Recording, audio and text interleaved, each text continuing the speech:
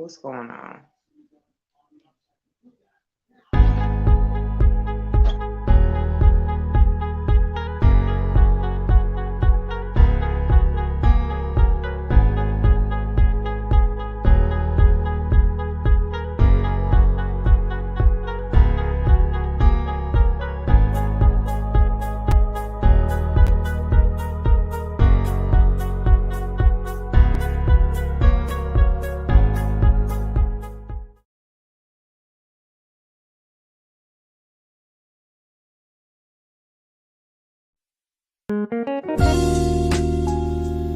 Welcome to the Nicole Small Show, where we give you straight talk with no chaser. Here, we discuss issues from the White House to your house. And now, here's your host, Nicole Small.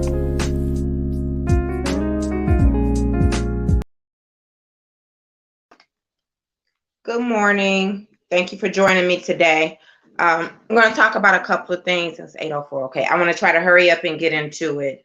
So first, I wanted to remind anybody who has received, I've been getting some inquiries about the $400 refund on their insurance. I don't know, for your auto insurance. I don't know anyone who's received that check yet. Who knows when we're actually going to get it. But you know, one thing that I do find very interesting is the fact, am I on Facebook? Okay. Is the fact that Detroit receives the highest rates out of the entire state and in comparison to some of the cities across the country, but yet and still we're going to receive only the same amount as everyone else. How does that even seem equitable at all? Like, who came up with that? We've been redlined forever. And so now you're going to be fair and give everyone the same amount back. We should have at least received a higher percentage than everyone else in a refund for auto insurance. And you can give us some money back on our homeowners insurance too while you at it. So I just really find that interesting how we have people who say that, oh, you know, we're really fighting to make sure that, you know, we reduce redlining, eliminate redlining. You couldn't be, because one of the best ways to show that you're really pushing forward to make Detroiters not be taken advantage of was to make sure that you gave us more money back when offering a refund. And these potholes are ridiculous. I mean, $400 is a tire almost, maybe two. And so we're all only going to get $400 back. We need some legislators who are going to push to make sure that they're the voice of how Detroiters often receive disparities around health disparities, insurance disparities, a host of the racial, economic disparities, housing disparities, education disparities. Where is the voice for that? But just think about it. How is it that we're on it? And don't get me wrong, I know some people will say, oh, you did get yours last week. Oh, but it should have been $4,000, Simone. Do you live in the city of Detroit? I'm just interested to know if you live in the city of Detroit. And let me look. I don't see any Facebook people on here. I just want to make sure that we are on Facebook, because I know Facebook gave me some type of, okay, we are on there. Facebook was giving me some type of problems last week with some security issues. You had to, I don't know, I guess everyone received, they did receive that notification. So yeah, it should be more. I agree with you. It should be more like $4,000. I don't understand how they come up with that. And again, I know some people are like, well, at least give me my 400, but I'm really sick and tired of Detroiters being taken advantage of. And then in the end, you know, we just have to accept mediocrity. I talk about that all the time, but that's because that's what we're giving, right? It's mediocrity. It was something else. Oh, did you hear about this tax freeze on oil? Really interested about how people feel about that. So last week in the legislature, I don't know if you saw this on the news, but the Republicans, out of all people, were pushing to have a suspend the gas tax in the state of Michigan. It was by 27.2%. I need to look this article up. by 27.2%, and the Republicans pushed back on it. And the governor threatened to actually veto this actual bill in the vote. And let me tell you what the vote was. The governor is proposing, was it 18%? I just want to make sure I'm correct. Okay, the Republicans attempted to suspend the 27.2 cents per gallon on gas and diesel. So that would have been straight across the board.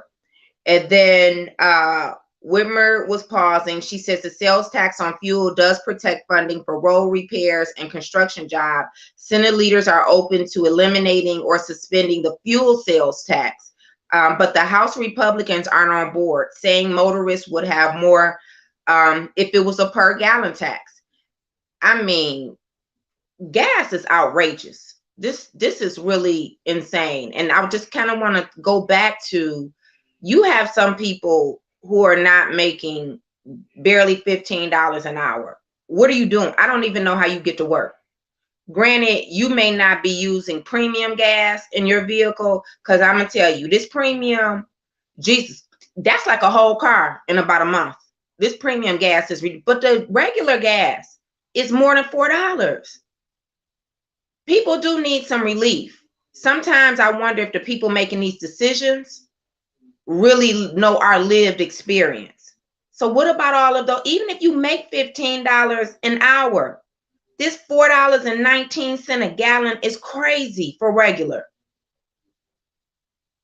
And you know, I do wonder why the Republicans are so hepped up on making sure that, so they want us to reduce, they want to reduce the price per gallon. So we would reduce it 27.2 cents per gallon, which is almost 30 cents. And that would help a lot of people out.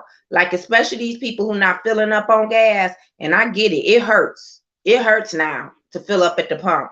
And maybe they don't have it, because that could be the difference that week, you know, until you get your next paycheck. It might be the difference between you getting some groceries for your family.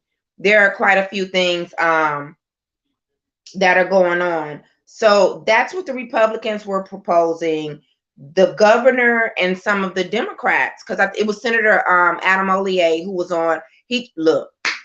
Adam didn't even vote with the Republicans this time. Now, Adam, you good for voting with the Republicans. This time we might would have needed you to vote with the Republicans so we could get our gas per gallon reduced by 27 cents.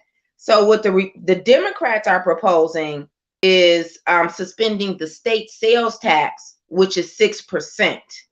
And the governor and, was it Dan Kildee? Wait a minute. Yep, Dan Kildee from Flint. They did write the president. Governor Whitmer and Dan Kildee wrote the president last week asking to be able to suspend the 6% sales tax. So this is how this would show up for us. 18.4 cents instead of 27.2 is what you would be, is what will be reduced per gallon, right? So you get it, 18.4 cents. So almost, 18 cents a gallon would be the reduction per gallon. And then I don't know what it is. That's not for diesel. Diesel was different. And so that's what they're proposing.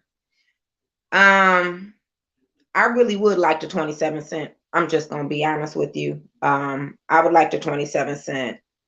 Let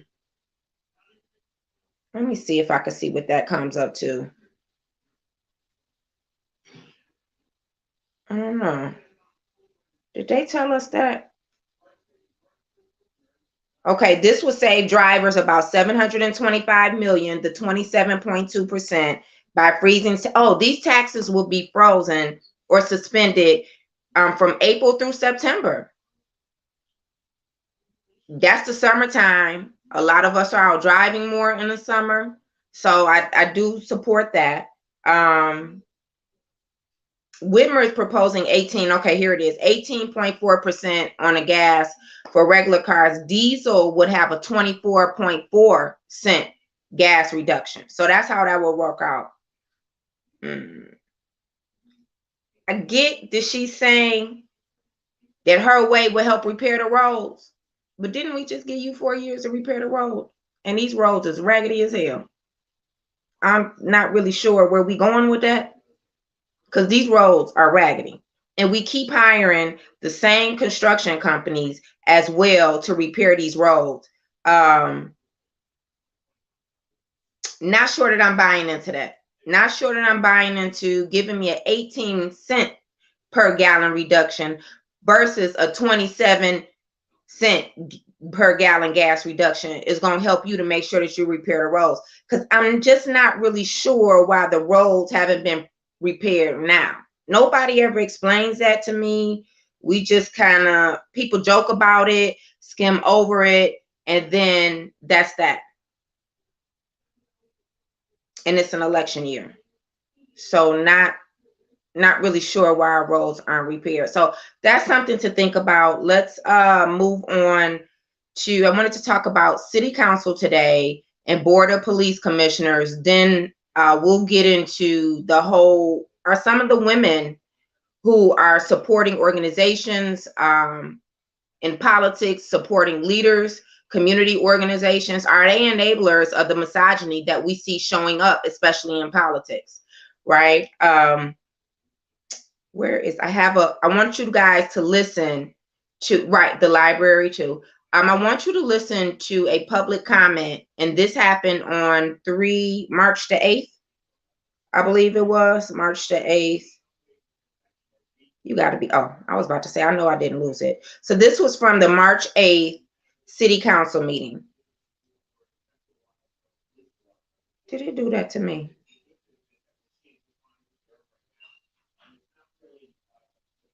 $150. I'm about to be mad. Wait a minute.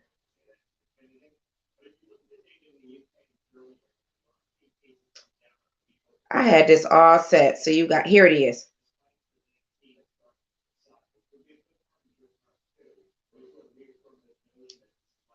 He doesn't have an option on whether. No good. You're helping everybody else, but you ain't helping. No. Yeah, that Bob Carmack is down there every week.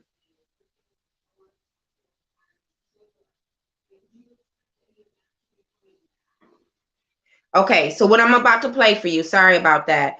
There's a guy who says his name is Over With. Some of us know him as from the community by another name. I don't know if he wants his name mentioned, but this is what I found interesting. Listen to what he played for city council, and then I want you to hear their response. He's playing a recording of a conversation that he has with the Board of Police Commissioner Willie Bell, who is often the president, not currently, but often the president. He's been serving on the Board of Police Commissioners for a couple of terms now. And I want you to hear this conversation and what the response is. Now, I don't know if you'll be able to hear this part, but there's a young lady named Kanisha Coleman who Over With calls into the Board of Police Commissioners, and he calls into city council. He's very consistent about the death of this young lady. I don't know all the specifics around it, but it's about a case that has gone unsolved. Sounds like it may be a cold case now, just to give you some background, but listen to this.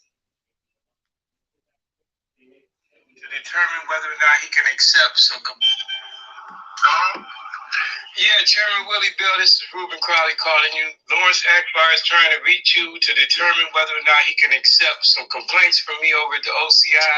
I kind of informed him that he doesn't have an option on whether or not to take a complaint, but he feels as though he needs to get approval from his bosses over at the. We're not going to take any more complaints from you. That's period. Why not? Okay. Is there a reason? Yes, sir. There's no complaint that we can take from you. Well, I have 3 other complaints that are separate and aside from complaints. I just indicated that we're not going to take any other complaints from you, so.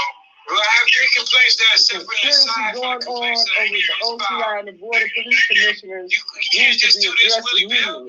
This council has never used his subpoena power since 2012. I ain't no joke, Jack. Now, I'm the real deal, man. Scott Benson knows directly about this because he called to talk to Melanie White, and she didn't answer the phone for him. But when I called her direct line, she answered the phone and hung up in my face. Hey, look, Commissioner Bill, with all due respect, sir, I'm going to ask you to stand down and move out the way. Kanisha Coleman's murder is going to be addressed, sir. That's a cover up for the whole murder over at the Detroit Police Department.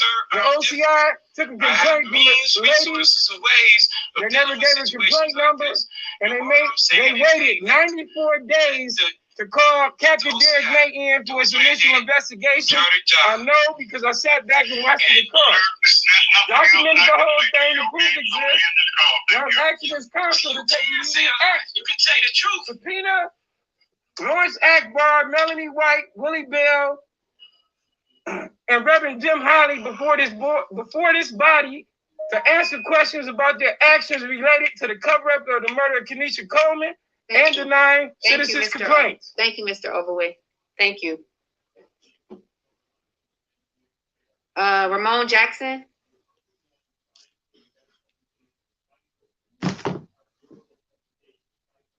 Cut them off. I think it was only maybe 2 minutes that day.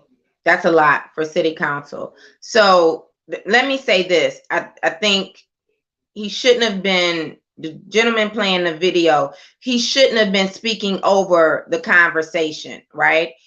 You have a phone call and you could clearly hear that it's the voice of Police Commissioner Willie Bell. And I don't know if he was the president at that time. I don't know when this conversation took place. But what the gentleman who was making a public comment was saying is that he contacted Lawrence Akbar from OCI and about this Kanisha Coleman case. And Mr. Akbar informed Mr. Overwith is the man who made the complaint, that he would have to check with Willie Bell about accepting a complaint from a person who's a constituent, right? A resident of the city of Detroit. And so the gentleman said, well, you don't have any choice but to accept my complaint, which is what I would think too. Now, we all know complaints can be submitted and they do nothing about it. But to say that you're not going to accept my complaint, or you have to get permission from Willie Bell, which is why I'm thinking Willie Bell must have been a president at this time of the Board of Police Commissioners. You're going to ask the Board of Police Commissioner, can you and OCI accept the complaint, which means that there must have been some directive given to OCI not to accept any more complaints from this person. Never heard of that. I didn't know as a publicly elected official, if somebody want to submit the same complaint every day, I mean, what are you going to say? No?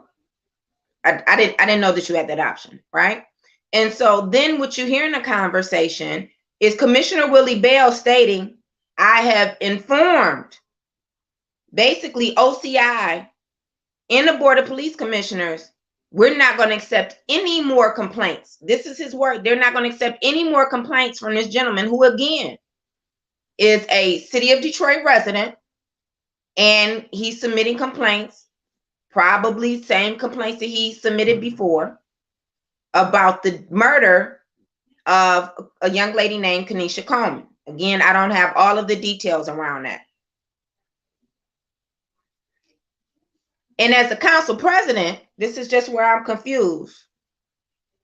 This man's time is up, and I know he comes down to city council. Now, Willie Bell represents District 4, okay? He represents District 4, but at the time, I'm assuming that he was the president. That's why OCI reached out to him. Not only did the council president not have anything to say, none of the at-large council people had anything to say, and your District 4 representative had nothing to say about a constituent being told by an elected official, and I don't care if it is the Board of Police Commissioners, that their complaints will no longer be received. And this is a directive that has been given by an elected official. Nothing. But this the same board that just was singing Hugh Perkins praises the following week about all the great stuff he did in the city of Detroit. So let me understand this correctly. You have so much pride and compassion and appreciation And this ain't about you. I said this before. This is about the council.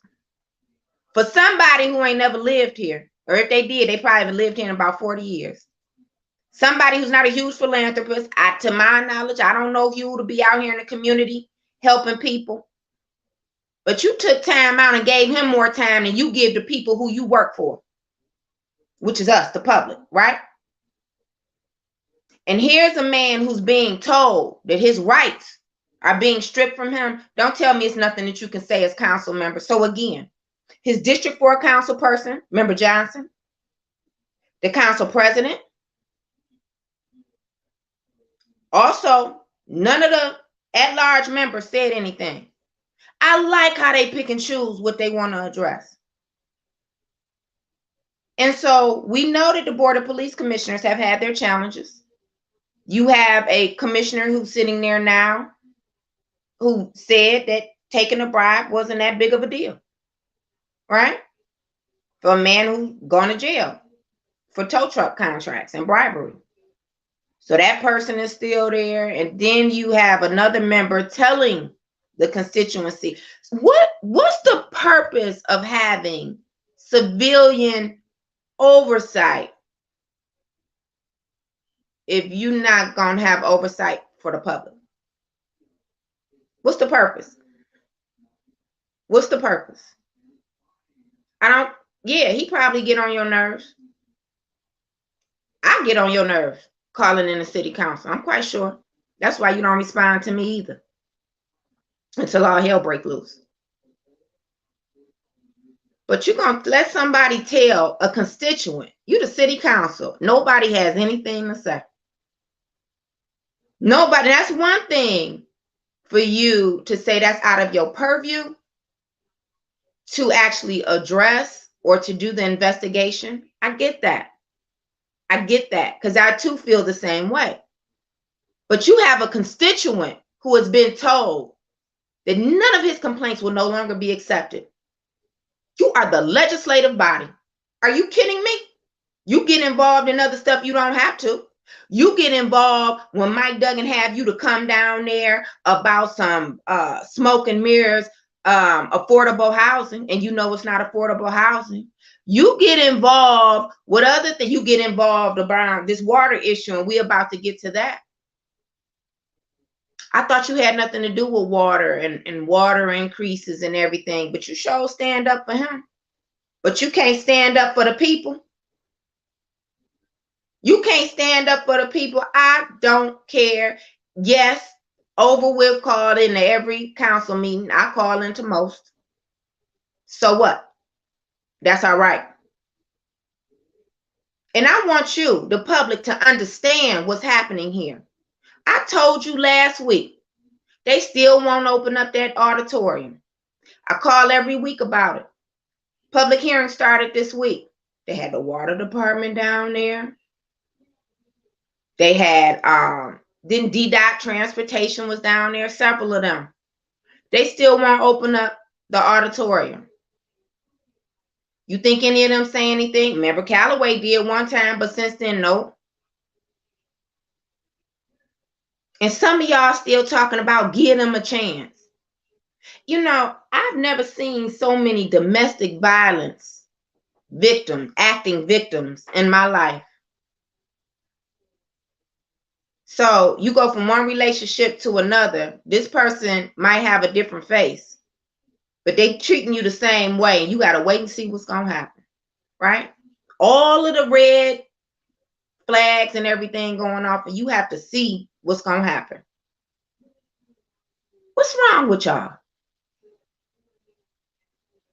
5 out of the 6 new council members all swore up and down they were going to push for us to get tax credits.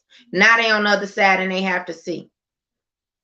Now, Member Water said on this on my community association call this Saturday, well, we hear you, and we working, and we have some things we're trying to see what we can do.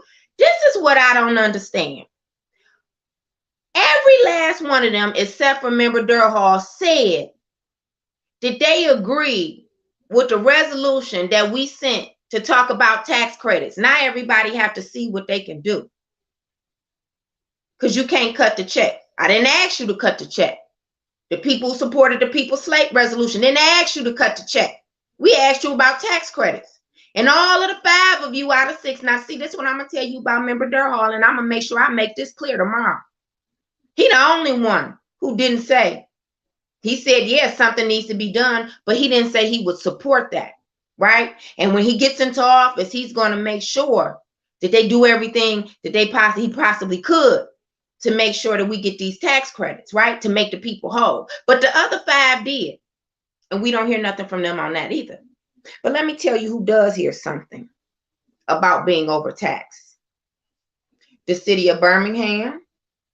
They sure enough, Birmingham, Michigan, descended upon their assessor. And ooh, voila, just like that. They started getting their money back. Remember when Royal Oak was going through all of that? Ooh, just like that. But here it is. We've elected them. Do you realize these council members, these new ones been in since November getting paid? I keep telling you that this ain't no, they were sworn in January, but their transition team started last year off of your dime. That's how that works.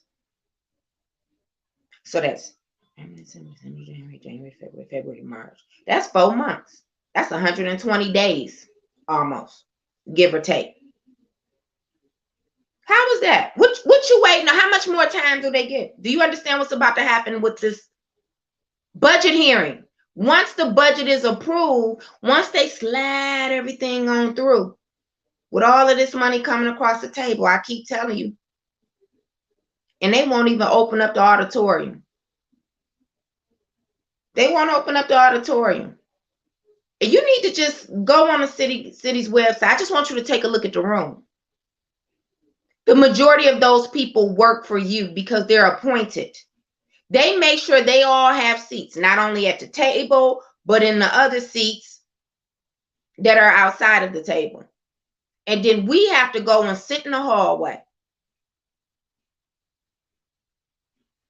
We have to sit in the hallway because only a few of us can get in there. And if no one gets up and leaves, unless they call your name for public comment, you can't come in. What do you think the people, because this is because of renovations, media can't set it up. Why media can't set it up? Why media can't roll that large TV in there and hook up a laptop, which would be Zoom, and then the rest of us can come in person? That's a hybrid meeting.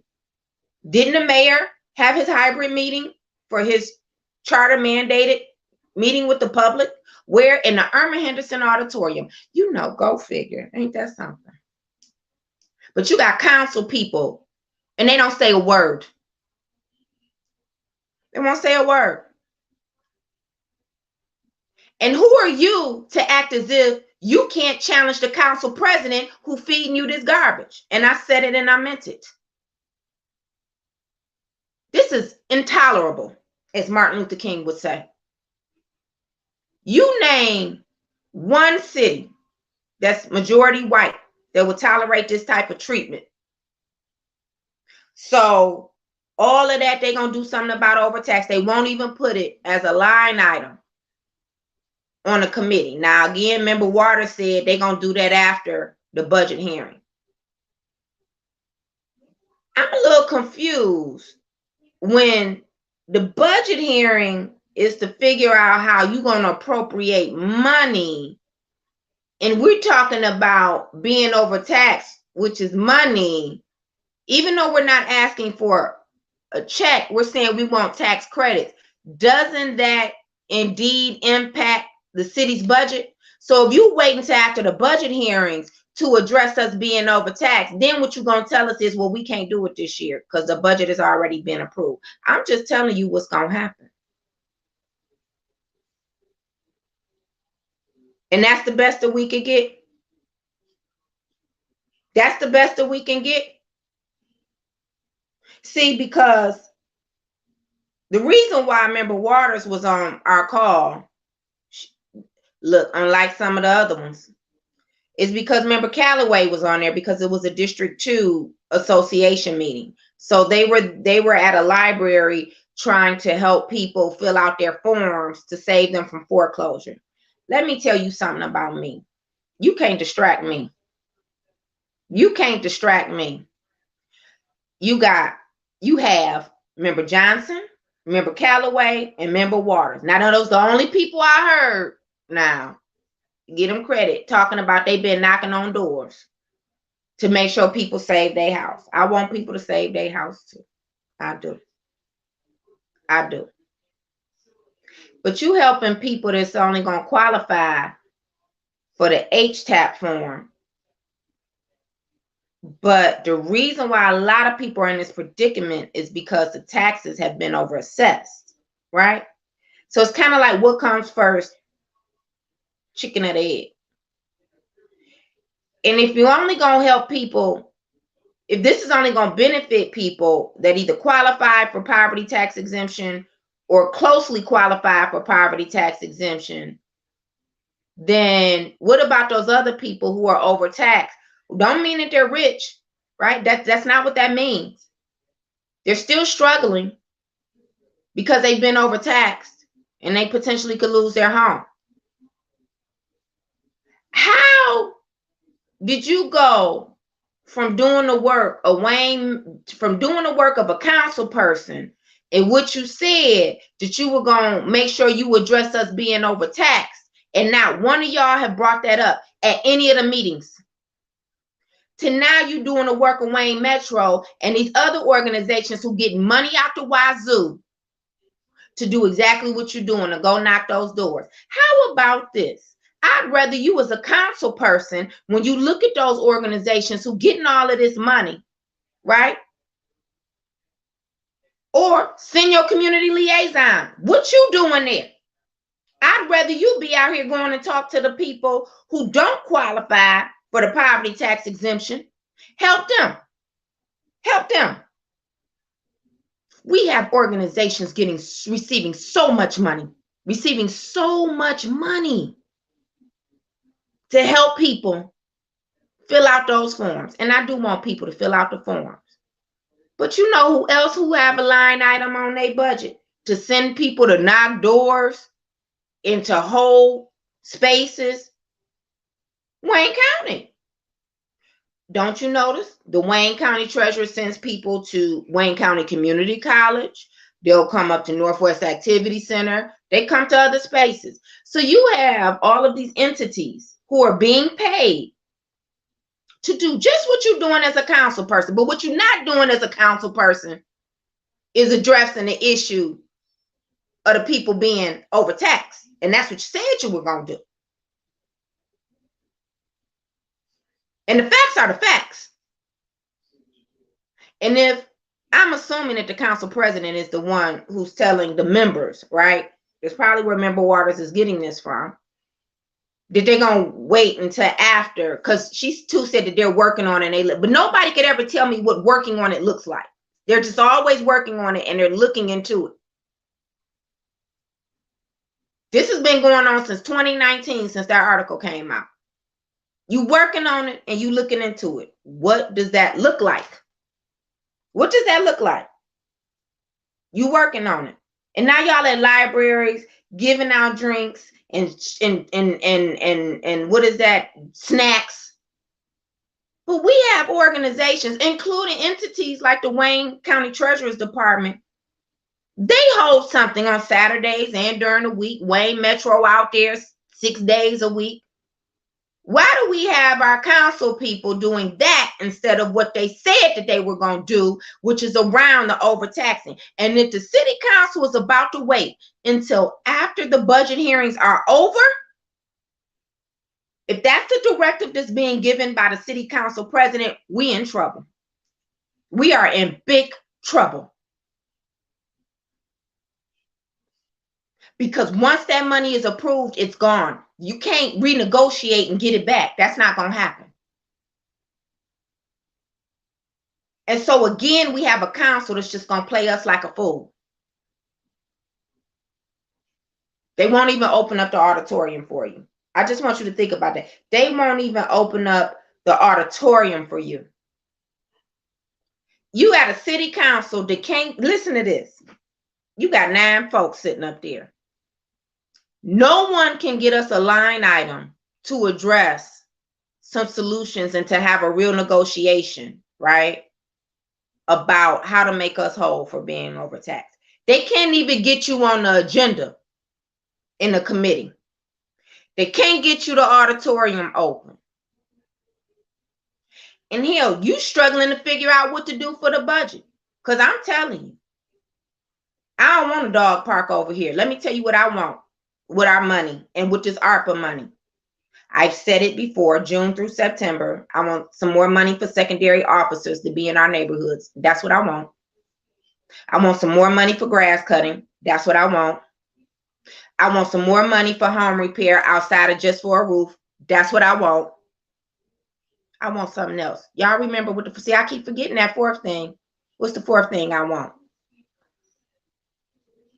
I want more home repair. I want increased secondary officers because I'm sick of these fools. Y'all know they already speeding up and down the street. They getting on my nerves. They getting on my nerves.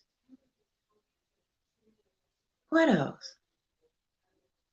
And they out here kicking it. Somebody tried to kick in my front door the other day, but couldn't get in. So we need some more officers out there in the neighborhood.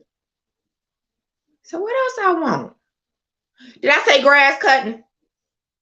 I want the grass cut more often for these lots and for these medians. I want more officers. June, I want a program. I want funding to go in this program for June through September. If we can extend it and have more money into the program for secondary officers outside of June and September, because really and truly, you can start in March because they already starting to act a fool. So, but I'm just saying to be consistent, June through September, let's use some of that ARPA money for that. So that's secondary officers, grass cutting, home repair. I'm missing something, and I can't remember the fourth thing, but that's what I want. That's definitely what I want. Use my ARPA money for something meaningful. I don't care about a dog park. I don't know where these people come from, but like, I'm not a dog person. I don't have a dog. I don't have no animals. I'm just telling you, listen here. All the people I know been walking their dog forever in the city of Detroit. I don't understand why are the dogs gonna go and meet some friends or something at the park? Like, I don't know. And let me tell you what y'all better be careful about. They keep wanting to put a lot of this money into all of these parks. And I'm cool with having parks. But you know how often I ride around and I see parks being utilized by grown folks drinking and smoking. Kids can't even get out there. Kids can't even get out there. I'm just being honest with you. And when you gonna open back up the giant slide? Do that. Open back up the giant slide so folks like me and others can go and take the kids and get on the giant slide. Oh, do that. Open up the giant slide. I don't know. You have an entire administration who works for the mayor, right? These supposed to be so-called Detroiters. And then you have a 9-body council, and can't nobody come up with nothing decent and in order, ever. What is this about? We have babies being murdered. Didn't another kid, a baby just got shot a couple of days ago. We talking about dog parks. And I'm speaking to my council person. Don't come to me about no dog parks. And we got folks getting killed, people being robbed, folks speeding up and down the street. Before you worry about them dogs having a safe space, because I know who done told you that. Them folks who don't really have a care in the world or a realistic perspective of what's going on in District 2. I know they trying to get you in a corner, but I'm telling you that that's not a priority. Okay, you need to come back further west of Illinois. Matter of fact, Wayne County Commissioner Monique McCormick was talking about using Wayne County funds. I was at the meeting, at the San Bernardo meeting a couple years ago, and I know she still has the money. She's talking about having a dog park up there at now Lord, y'all know the park right over there, right off the James Cousins, the Lodge Service Drive. But right before you get to 8 Mile and Greenfield, that large park. They talking about having a dog park up there. Go on up there. Y'all be riding around with the dogs in your car and be putting them in the cart at the grocery cart like they humans and stuff. So drive your dog on up there. Talk to Wayne County Commissioner. Now, see, I'm trying to help y'all out. Wayne County Commissioner Monique McCormick talked about how they had money for a dog park. Now, you can go do that. Because what I don't understand is why our kids and our seniors and our women aren't top priority. Because you think about what that money, that ARPA money, would do if we had more secondary officers in the neighborhood, especially during these summer months.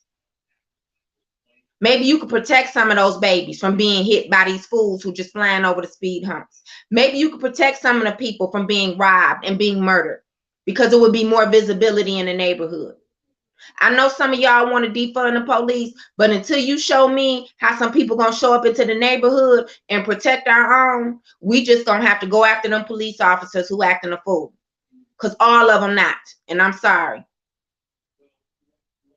I'm tired of hearing my seniors on the calls talking about how their cars have been stolen. I'm tired of these seniors on the calls talking about how their house have been broken into. And it's not just happening to them. But my point is, we do need more visibility in the neighborhoods. So take those ARPA dollars and let's make them work for the people. This is not money that you're going to spend on just, what do you call that? What are the line items? Like frivolous stuff. We need to make sure that this money is used in a meaningful way. So what I'm willing to do and what I'm trying to do, at least for District 2 right now, is to work to get us a meeting so we can talk about having a proposal for how we want this money spent, these ARPA dollars, and reappropriating some of the money that's going to be used in the operating budget, period, outside of the ARPA dollars. I do believe that there are some funds right now that are being proposed. Let me talk about the water. I know Mike Shane, and I'm hoping Elena calls in, because I know Mike Shane, he gave them folks the business about the water last week, as a matter of fact, and talking about this infrastructure. So we know we have a lot of flooding, especially in District 4 and District 7 and some other districts, but those seem to be the districts that are being hit the hardest. I was on a District 4 CAC call. Member Johnson was speaking to the fact that the mayor has come and he's proposing, of course, you know, they want to increase in the water budget. We already know that. That's not the surprising part. But she did say she said she was cautiously optimistic about approving it. Sound like to me she's going to approve it anyway, support it. This is where I struggle. And look, I feel sorry for y'all who have this flooding problem. I do. It has to be beyond a headache, right? But I just want to be honest with you. Listening to council and the way things are going, I don't foresee them actually allocating money to even start on the repair and the upgrades of our infrastructure system. It's very antiquated. I don't hear it, and this is the reason why I don't see it happening. And it's not because it can't happen. This is why I don't see it happening. I don't see it happening because I don't hear the conversations, right? I don't hear the right conversations, the right type of ask at the table for city council. You know, you hear a lot of it, and I want you to notice this. Pay attention to people. When they run it for office, it's what they're gonna do. When they get elected, it's what they can't do. You notice that? It's a whole lot of what they can't do. And don't get me wrong, sometimes y'all be asking for stuff that's definitely out of the purview of city council. It is. And we all have to work better on that in making sure we educate our people on what the role of our local government is, right? What to take to the council versus what to take to the mayor, what you should go to the mayor's office with first and then go to council, and vice versa, right? And what should go to the state legislature, what should go to the federal government, blah, blah, blah. But for the most part, there are a lot of things that can be done that you just told, well, I mean, we can't do that. We can look at those folks over there with the cannabis. Boy, they done screwed y'all every which way they can, you black folks, didn't they? Yes, they did. Yes, they did. But let me tell you about this water. Yes, I believe that we have enough money. Number one, the $95 million in pandemic aid money. I keep saying it. Pandemic aid money, 95 million. That's just what I read was reported. I need to go back through all of those line items on the budget. Was put into demolition. Wasn't they telling you singing that song and dance last year? Remember June 26th when y'all had that big old flood? Ooh, and it was stinking. You know why? Because it was just as much sugar honey iced tea coming up through your sewer in the basement as what was being spewed to you by the city council back then. That's why. And then it turned into mold in your house. But wasn't they telling you, oh, we looking. Oh, they was looking to see what they could do. And you know, the system is so old. Oh, the system, so we don't have no money. Oh, we don't have no money. We don't even have no money to start to upgrade the infrastructure. We don't have no money. They don't have no money to help you to stop the sugar honey iced tea from coming up in your basement and you losing all that stuff you done worked hard for. They don't have no money. But they talking about putting in some more streetscapes around here. And they talking about how they used $95 million. They used it for pandemic aid money.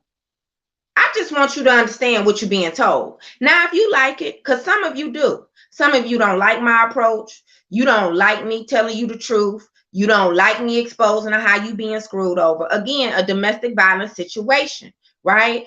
The person who had a black eye don't want you to tell them how the person who gave them the black eye don't give a damn about them. That's how they act, right? But I feel sorry for those victims. I don't feel sorry for y'all because these people work for you and it's something that you can do about it. So keep in mind, $95 million in pandemic aid money from the government. The federal government came here and your city decided to use $95 million in pandemic aid money, not $95 million to start the upgrade of the infrastructure. See, they try to tell we don't have enough money to fix it all. Didn't say you did. I said start somewhere. That's what I say. Start somewhere. How is it that under neighborhood improvement dollars, because don't forget, that's where the demolition money come in. We spend out of the operating budget $50 million a year. Do you understand me? $50 million a year out of our operating budget for demolition. Then we have this bond money, right? That they screwed up a horse's patoot. So they had almost $500 million they screwed you out of that was supposed to go to demolition, and we still got abandoned houses up the wazoo. But they were able to give y'all a map with just dots plotted all over it. You didn't even know where your street was, and y'all voted to get them another $250 million bond, which is going to cost you almost about $500 million. Y'all supported that. Them folks only gave you a doggone map. You couldn't even tell where your house was. You couldn't tell where your block was. You couldn't tell where the major intersection, like say if you live off of, I don't know, Jefferson and Van Dyke. I'm just using it as an example, but they don't have too many abandoned homes over there. If you live off of Finkel in Wyoming, you couldn't find your major cross street, but y'all went ahead and voted to approve that bond. And on top of you approving that bond, which was, now y'all know I got to get my, oh no, last year was 2021. Y'all approved that last year, didn't you? Sure did in August, proposal in. That was last year. So you approved that last year in 2021 to use $250 million bond so you could pay back almost $400 million. Then you let these jokers turn around and use $95 million pandemic aid money to put some more holes in the ground. Now you make that make sense to me, and your city council ain't saying a damn thing about it. How about that? 95. You show me one other city across this country that received pandemic aid money, which is ARPA dollars, right? They use any of that money for demolition. How do you justify that to the government? You know what they use it under? Neighborhood improvement. So you can use that money under neighborhood improvement, but you can't use the money under neighborhood improvement to upgrade this antiquated, old, rotten water system that we have. That's what I'm trying to tell you. They do what they want to do to you and against you. $95 million in pandemic aid money. Do you think Royal Oak, Michigan, do you think Oak Park on across 10 Mile, because y'all know that's where a lot of the Orthodox Jews live over there. It's cross 10 Mile in Oak Park. You know, our folks live between 8 and 9. Just telling you something if you didn't know it. You start crossing 10 Mile, you start seeing them walking on Saturday and everything. Do you think whatever money that they received in Oak Park wasn't as much as Detroit because we're a larger city? You think them folks over there let them, if they needed to use some money for some demolition? And this is money to help us through a pandemic? Do you think that if they had high levels of lead in their water, if they had people every year with brown water coming out the wazoo over there in District 4, I showed you, I was posting about it. Even in them senior homes, they had orange and brown water back to back to back to back. And I'm not talking about when it was just flooding. Do you think that if those Jewish people over there were living under those types of conditions, and when the president sent them some pandemic aid money, that they would allow for their elected officials to use it for something as stupid as demolition? Do you? But y'all do. But y'all do. And you're not even demanding that this city council take it seriously. I'm going to be honest with you. I'm concerned about whether or not they even know what to do, most of them. Now, I'm going to be very clear. Like I said, I'm going to try to get a meeting for people across District 2 so we could talk about, you know, if we have a majority of people who will support using the money in this way. But I'm telling you right now, I want some money going into secondary offices to get some more officers in the neighborhood. And I'm standing my ground on that. And so we might just have to split hairs, some of y'all who want to get rid of all the police. I don't know what to tell you because you're not giving me another option right now.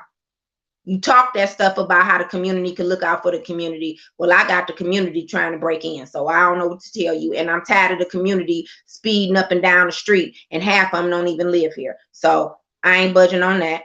The next thing is I want you to start cutting the grass more, because I'm sick and tired of riding up and down the streets and I see these doggone kids out here playing and they riding past a doggone yard with weeds 6 feet tall. That's ridiculous. And these medians too, I'm sick of that too. And you need to give these folks some more money in the home repair program. You do. This is exactly what you need. Some meaningful stuff is what I'm saying. Some meaningful stuff. Now, I have a caller. Good morning. Welcome to the Nicole Small Show. You got to turn your computer down.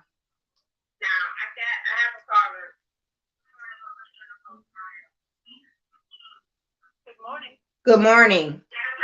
You have to turn your computer down because it's a lot of feedback. Hold on 1 second, please. I'm sorry about that. Good morning, Nicole. Hey, Elena, how are you? I'm glad you called. I'm good. How are you? I'm doing well. Just a couple things that I wanted to share with you. I went to the Board of Police Commissioners last week, and I went to the Library Commission also. And I wanted to let you know that the Library Commission was meeting on Zoom, and we didn't know that. I thought that because they were making decisions, they had to meet in person. But so that was not to happen yet. But and there's not much that I need to report to you from there. But the police commissioner meeting I thought was really interesting. We have seen the occupation army in Detroit. We've also seen that there's been quite a bit of turnover of police officers. So they come to Detroit, they get trained. Detroit is one of the few places that pays officers to get into the training. So from the moment you're hired, you start getting a paycheck. And the ones that don't live here, majority white ones that don't live here are being recruited by suburban departments upon graduation. Right. So they don't have any contract that says for them to stay. And Willie Bell was the one who raised the fact that it's the white officers that get hired, they get trained, and then they get recruited. And these police chiefs from suburban departments are at their graduation to come and get them while Detroit pays for their training. So there's some legislation to change that.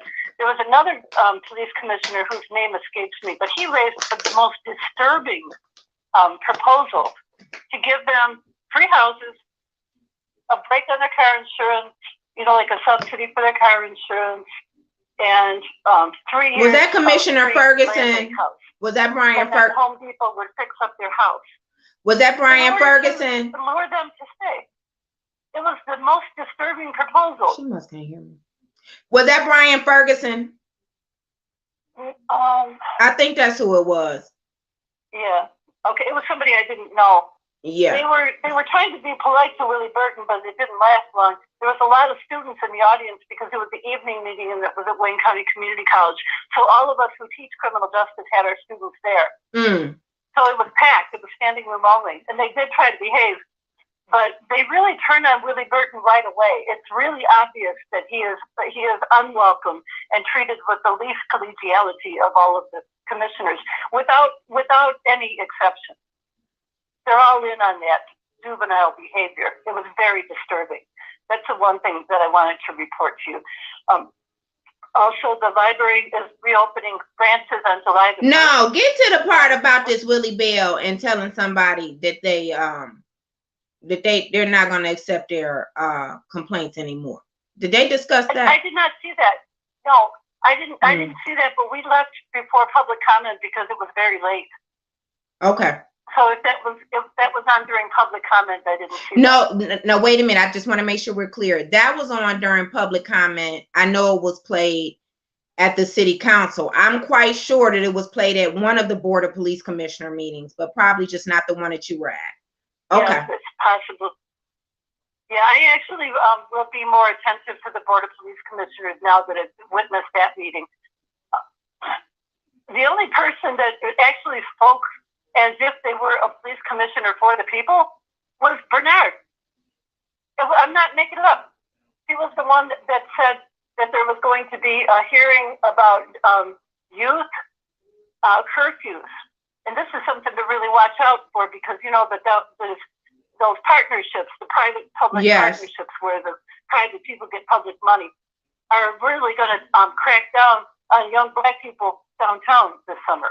I agree, but they always get a lot of money. Like they're going to make a pathway of success for our young people, but they're the first ones to always try to exclude them and give them these strict curfews for not being able to enjoy the fruits of our labor, not the organizations. But go ahead. And the other thing that I wanted to mention for people to pay attention to is that people are put on tether, and it makes Detroit like a sundown town because they have to be in their house by 6 p.m. So there's hundreds of people that are not in jail but are put on tether, and it's the same as house arrest. So there's a lot of scandal to that as well. And I think that we need to pay more attention to the things that are not visible. Well, I don't know why they're on tethers. Some of them may be on tethers because they committed a crime, and it's better than them going to jail. Everybody that's on tether is because they committed a crime. I didn't say that. I said some. I said some. So I want to be clear. I'm not saying everyone. I don't want you to think I'm saying it. But can we get to the water issue? Can you kind of give us an overview? I went to the water department at the request of one of my former students at Wayne County, who one of those young people who went to every possible avenue to get this problem addressed. And there were two that came across my radar. And the young man bought a land bank house, started working on it, and then found out that the demolition crew had removed all the pipes to the street in order to be able to get water, and it's called the stop box. Stop box. Stop box is $10,000, and that equipment belongs to the city. And he was told that he had to purchase it. Now, if you buy a $2,000 house or $3,000 house, you don't have $10,000 to get something that you thought you already had. So he was 2 years working on this place and fighting and sending letters to get this stop box put back in when it was the city's responsibility. But this is the thing to watch out for. These houses that were on the demolition list and then did not get demolished and then somehow ended up getting sold by the land bank. It's a complete shell game. People that buy the houses are not warned that they don't have any way of, they don't have a water connection. Yes. They're not told that. So he thought it long enough. And now what the city is doing to defend themselves from these cases is to say that if you buy a land bank house, that you're responsible for everything. In other words, let the buyer beware. Yeah, it's an as is. Under the house.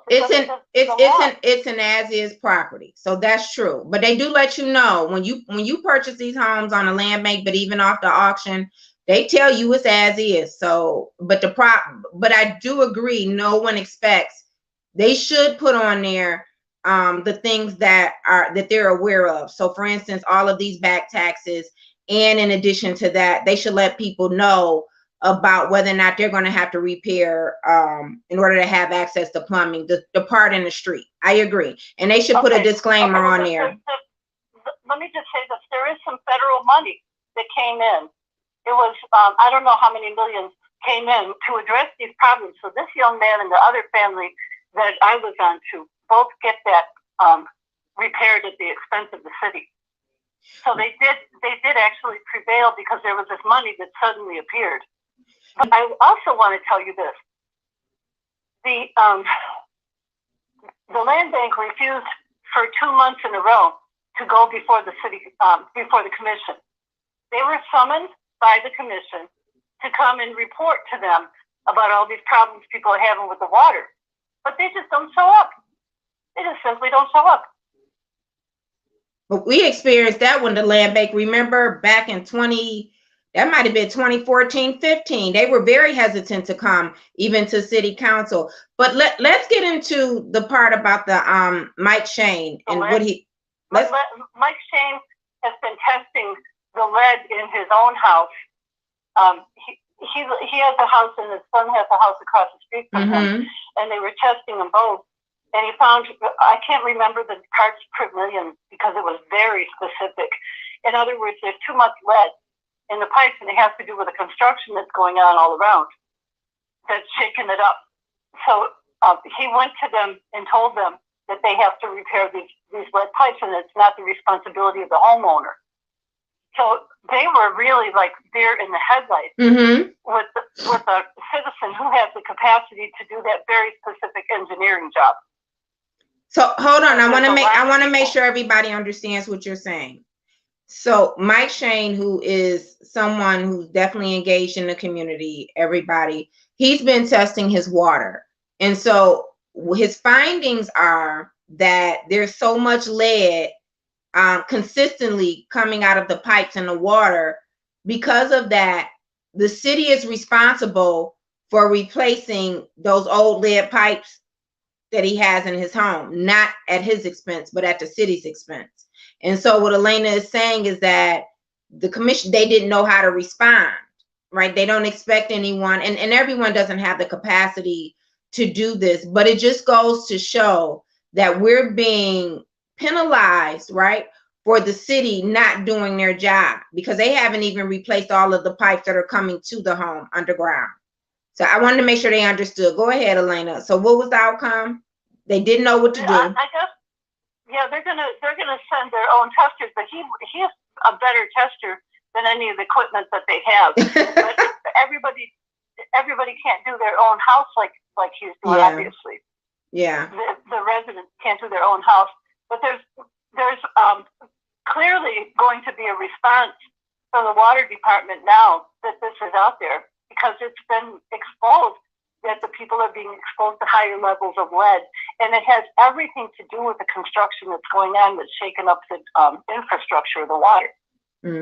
Well, we get another 400 million. We get another 400 million in ARPA funding come this May. So it'll be interesting to see what city council pushes back on with the mayor. Obviously, he's already come to council. We know he came on Monday Again, Member Johnson spoke to the fact that he had came to another committee meeting previously, prior to last week. And, you know, they're already starting up about what the water department needs. And my thing is, I wouldn't have a problem with putting money into the water department if it's going to go into upgrading the infrastructure so more Detroiters can have access to clean, safe, affordable water. My problem is, I don't know if we have enough pushback from council before approving the budget to actually have those things happen, right? I don't know if they all get it. I know some of them get it and they're just not going to do it. And then I'm worried about if the other ones get it, right? And if we have 5 votes to do that. And the other thing to be mindful of is that council can reverse themselves after they voted in front of the people, and we have seen that happen. Say that again. Council can reverse their votes once they have voted in front of the people. Yeah, but you only can ask for reconsideration at the next meeting. That's when you can ask for reconsideration, is at the next meeting, unless someone else calls for another vote. But in order to call for another vote, you would have to have something would have had to be missing from the first vote. But overall, once that budget is approved, it's not likely that you're going to go back and renegotiate funding, right? Because the budget is set for the city to operate.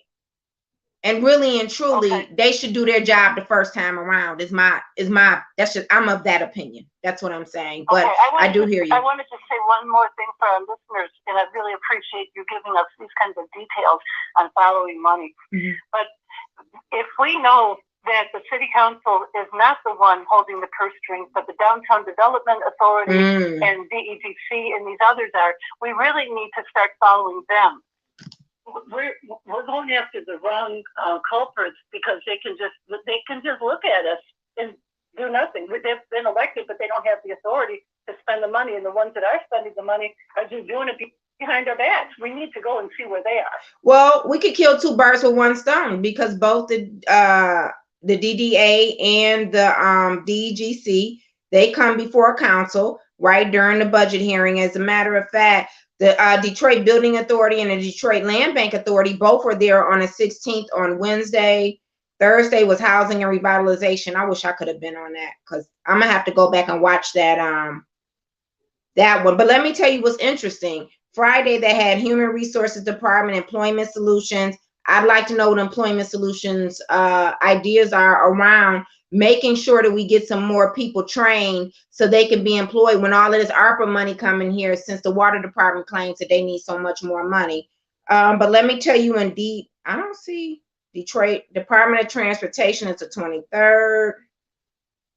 The Wright Museum. Oh, DEGC, DDA, EDC.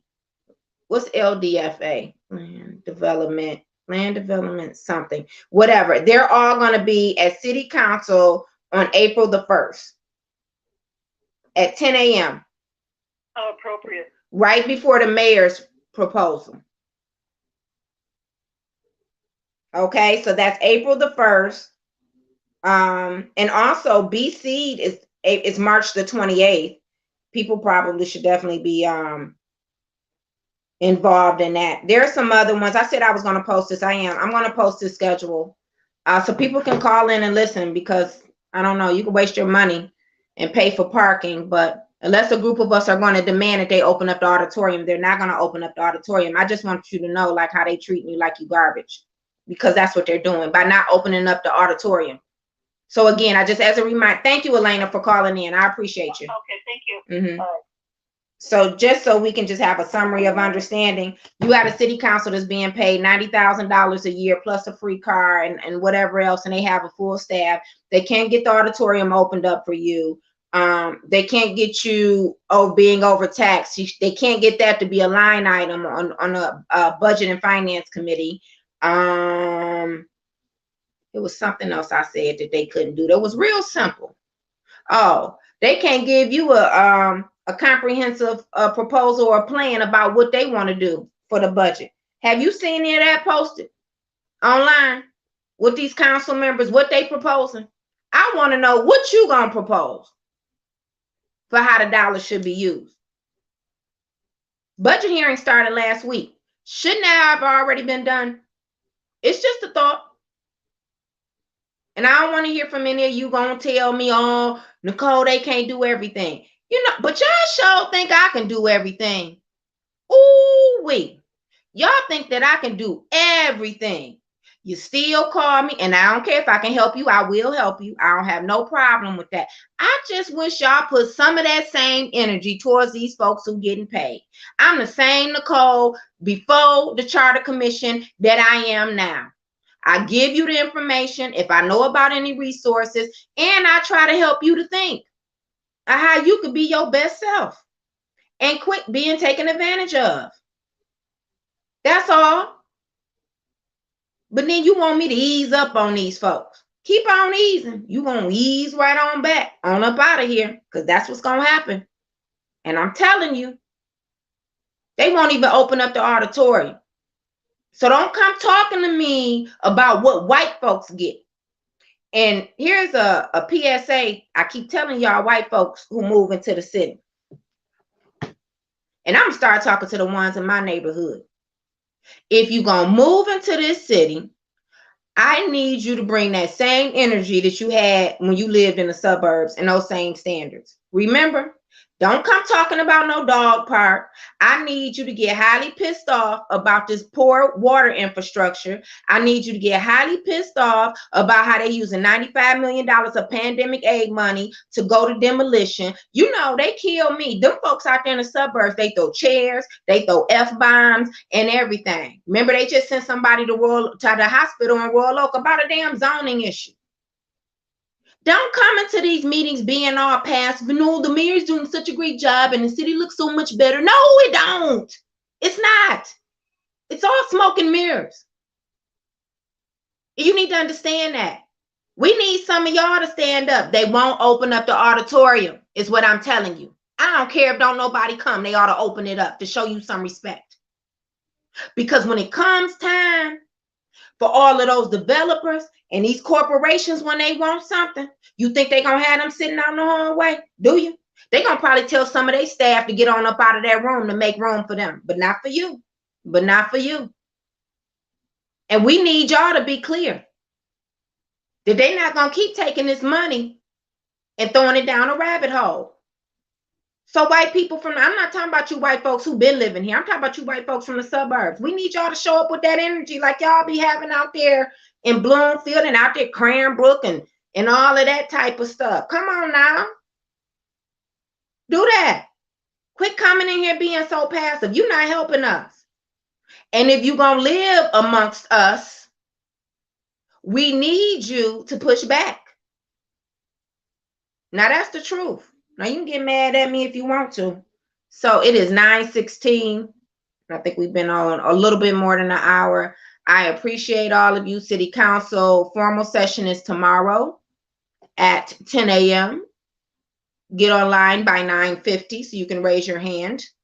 They might only give you 1 minute because, you know, they're so busy and they have so many sessions and everything. They can only give you a minute to talk. They're just so busy. City Council is so busy because they're so busy looking into everything that they're supposed to do. They're looking.